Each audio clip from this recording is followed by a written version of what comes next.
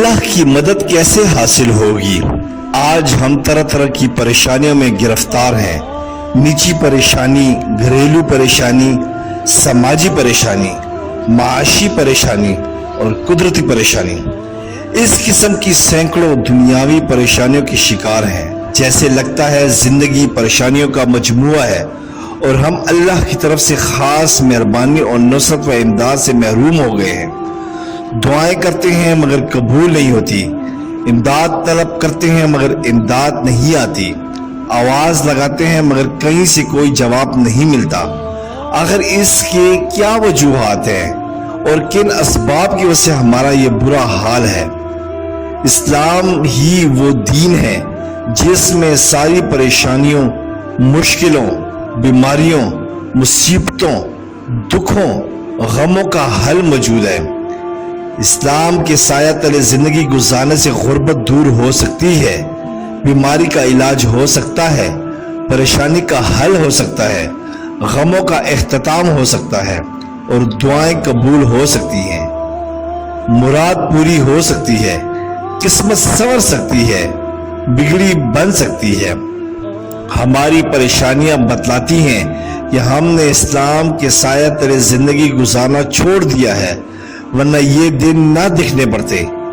ایک مومن کا اس بات پہ ایمان ہونا چاہیے کہ ہمارا اصل مددگار صرف اور صرف اللہ وحدہ لا شریک ہے، اس کے علاوہ کوئی مددگار نہیں، جیسے کہ خود کلام رب اس کی گواہی دیتا ہے۔ آل عمران میں ہے ترجمہ، اور مدد تو اللہ ہی کی طرف سے ہے جو غالب اور حکمتوں والا ہے۔ اس طرح دوسری جگہ فرمان لائی ہے سورۃ عمران میں ترجمہ، بلکہ اللہ ہی تمہارا خیر خواہ ہے اور وہی سب سے بہتر مددگار ہے۔ جس کا مددگار اللہ ہو اسے دنیا کی کوئی طاقت نقصان نہیں پہنچا سکتی۔ یہ ضمانت بھی اللہ تعالیٰ نے خود دی ہے۔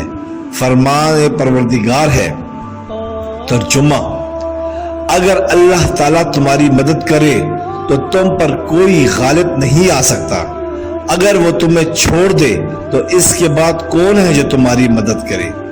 ایمان والوں کو اللہ تعالیٰ ہی پر بھروسہ رکھنا چاہیے۔ یہاں ایک مومن کو یہ عقیدہ بھی اچھی طرح سمجھ لینا چاہیے کہ جو لوگ غیر اللہ کو مدد کے لیے پکارتے ہیں ایسے لوگ بہت بڑے شرک میں مبتلا ہیں۔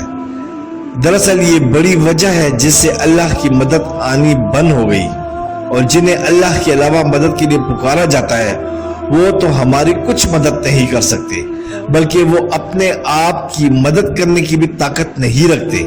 اللہ کا فرمان ہے ترجمہ، اور تم جن لوگوں کو اللہ کے علاوہ پکارتے ہو وہ تمہاری کچھ مدد نہیں کر سکتے اور نہ ہی وہ اپنی مدد کر سکتے ہیں۔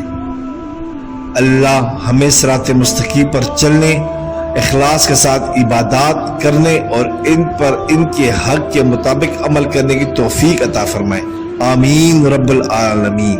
سبسکرائب کریں، لائک کریں اور بیل آئیکن پہ کلک کریں تاکہ آپ کو اس طرح ہی پیاری اچھی اسلامی ویڈیو ملتی رہے۔